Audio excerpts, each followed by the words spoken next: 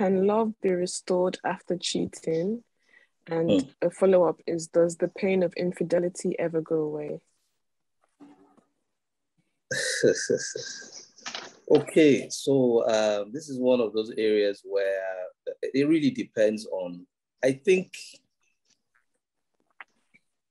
society, I think perspective, I think infidelity on whose part, and I think what we've been cultured to believe, things that affect that area. Um, so based on prophetic models that you asked about the last question, we have, we find that the Rasul Sassan spoke in all of those languages, whether it's touch, whether it's quality time, whether it's giving gifts, whether it's acts of service, all those things are, in the Siro, and we've seen them, and those are the things, and we've read them, those are the things that the Rasul Sassan taught us love is meant to be, or what love is in a marriage. Infidelity, I think sometimes society says it's, and this is open to debate, it's more forgivable when it's on the part of the man. It's a bit difficult when it's on the part of the woman. This, again, culture. You see, like a married person with somebody he shouldn't be with, and society, tends to give him a pass. We tend to forget that, marriage is a union, really. It's the coming together of two people. And I asked the question, why marry? And I was thinking deeply about this. And if you take it to another level, take it to story of creation, right? The institution of marriage, was it created because of sex? Was it created because of status, increase your status, tell people that you're married? Was it created because you want to show off, or you have a husband, you have a wife? Or was it because of companionship? Was it because you wanted to have a lot of kids? Yes, all of these things are, a package within the marriage. But really, think about the story of Adam. Allah subhanahu wa ta'ala has shown us that if it is because of that, he's created a human being with no male or female intervention. Think about the Rasul, the messenger Isa, alayhi salatu wasalam, the coming of Jesus without male intervention. And then Eve, wow, without female intervention. So if you think deeply on and take it away from, all this, whether it's movies, whether it's poetry, whether it's things that we come to learn over the years, then we'd find out that marriage has a lot to do with being in that space of compassion, companionship, safety, and all of that.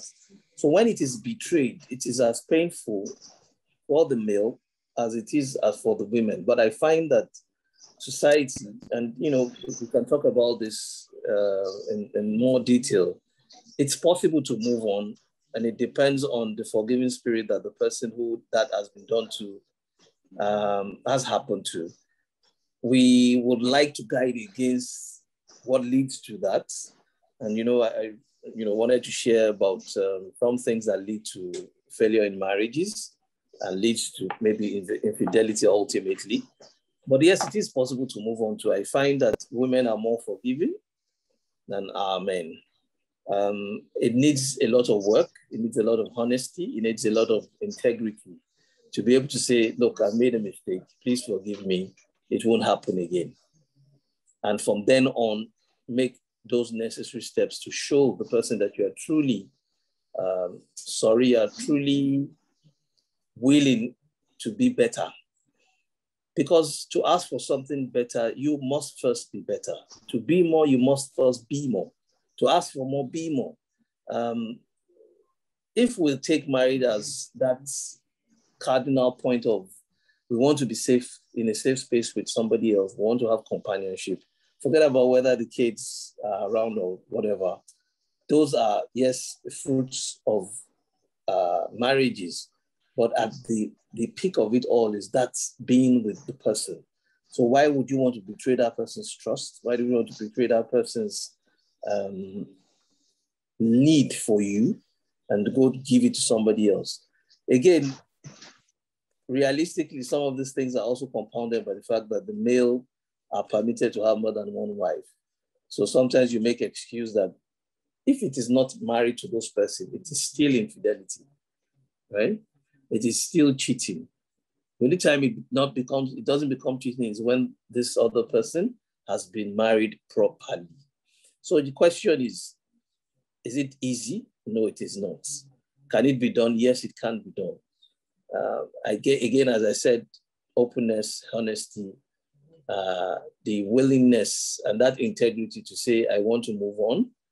And this is in the past and it won't happen again. And of course, again, this acceptance is based on will she accept what you have said? And will she truly, because, some of this infidelity bit is difficult to look past. It's difficult to ignore. When it even happens and you've forgiven this person, you're all constantly also looking out for, will he do it again? Or will she do it again? As I said, again, society makes it easier for the man, I guess. But for the woman, it's difficult. But I find that they are more forgiving and willing to move on. I would also advise that if this is something that is plaguing anybody and they are finding it difficult to resolve, then please speak to a counselor. Please speak to somebody that can help you resolve those issues and move on with your marriage. Because marriage as an institution is half of our faith. It's something that we need to work on. It's something that we need to treasure. It's something we need to protect. And that's how we should go into marriage ab initio anyway. So with that in mind, we constantly are on the protection. That whole concept of Al-Rijal Qawwamuna 'ala Nisa, which is that the men are the protectors of women. You're not only protecting the women, you're protecting the institution of marriage as well. And you're doing it together. Okay, so let's also and this is for the men, that it will hurt me more than it will hurt you, that kind of ideology. It's not true. You are cheat. If you cheat, you cheat. The Sharia has punishments for those things. Allah is Al-Ghafur Rahim, so you get a pass sometimes. But please, if the level of infidelity is you're finding it hard to move on, speak to somebody about it that can help you resolve those issues.